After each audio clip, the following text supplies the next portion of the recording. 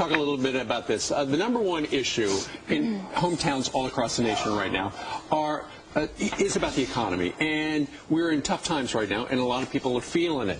Well, the big question is what's going to happen, a lot of people are saying, tax-wise, if McCain gets in or if Obama gets in. Well, there was a plumber who asked some really tough questions of Barack Obama yesterday, I believe. Take a listen to this crosstalk. Your new tax plan is going to tax me more, isn't it? It's not that I want to punish your success. I just want to make sure that everybody who is behind you, that they've got a chance at success too. I think when you spread the wealth around, it's good for everybody. Did you hear that last part? What he spread the wealth around. Yeah, why are we surprised at that? I mean, that's Obama's plan.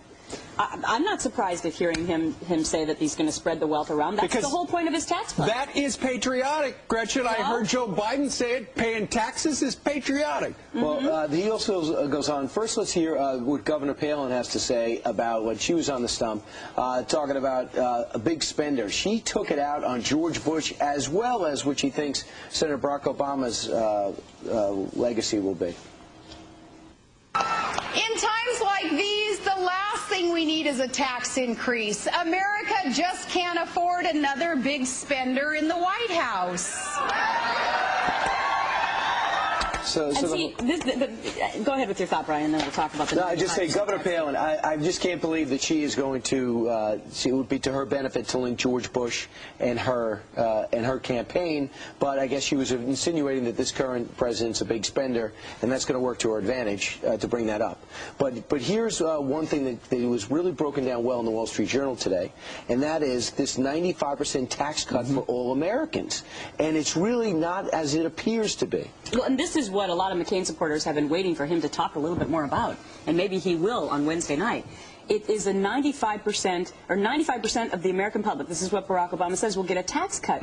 But what is failed to be mentioned in that is that 1/3 of all Americans don't pay taxes. That's right. So essentially they would be getting a check in the mail from Barack Obama's plan, and the 5% of the top money earners in America will be the ones spreading the wealth, as he talked about there. And it just depends on which side of the fence you're on, whether or not you think that's a good tax plan or a bad tax plan. Exactly. Yeah. Makes about $250,000, $270,000, $80,000 a year. All right. Your new tax plan is going to tax me more, isn't it? I'm getting taxed more and more for fulfilling the American dream. An Ohio plumber asked Senator Barack Obama why he wants to hike his taxes if he believes in the American dream. Did Senator Obama answer him and win him over? On the phone now is Joe Wurzelbacher. Joe, did he win you over? No, not at all. His answer actually scared me even more. How so? Well, he said he wants to distribute wealth, and I mean, you know, I'm not trying to make statements here, but I mean that's kind of a socialist viewpoint. I worked for that. You know, it's my discretion who I want to give my money to. It's not the government's to decide that I make a little too much, and so I need to share it with other people. That's not the American dream. Joe, you didn't seem remotely, we're looking at this video of you, you didn't seem remotely intimidated or prone to back down. Normally when someone, even in the media, meets a candidate, whether they agree or disagree, they're just sort of starstruck.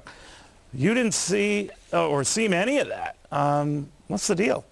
I honestly didn't feel any kind of sense of presence with him. I mean, he was just another guy peddling his viewpoint is how I looked at it. And I mean, so no, I didn't get that starstruck feeling or anything like that, which I was kind of disappointed in. I kind of expected it. I figured I'd, tumble over my tongue a couple times, but it happened. Well, you're the type of guy who these tax increases of his could affect, or where the cutoff is could affect, and you don't fit this gazillionaire model. In other words, you're not the Henry Kravis types, but you're in that group that would see your taxes hiked.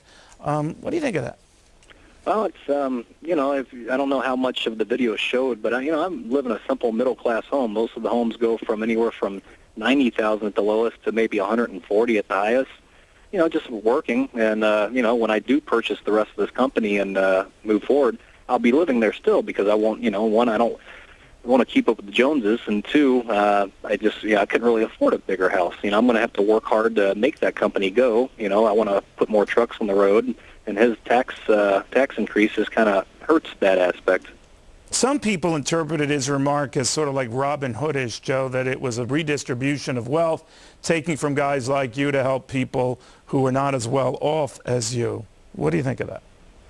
Well, I mean, Robin Hood stole from, greedy rich people and redistributed it to, the peasants, so to speak. So if he's calling us peasants, I kind of resent that. I'm the same class of people that, I went from paycheck to paycheck, living to, finally being able to save some money. And it's just, you work and hard work. That's all. That's the American dream to me. You work hard, you're going to get what you want eventually. It's not going to happen overnight by no means, but you work hard enough, you'll get it. And I just resent the government or Barack Obama's plan to take more away from me. All right. Joe, you're my kind of plumber. Thank you for joining us. No, you're very welcome. America's Elect.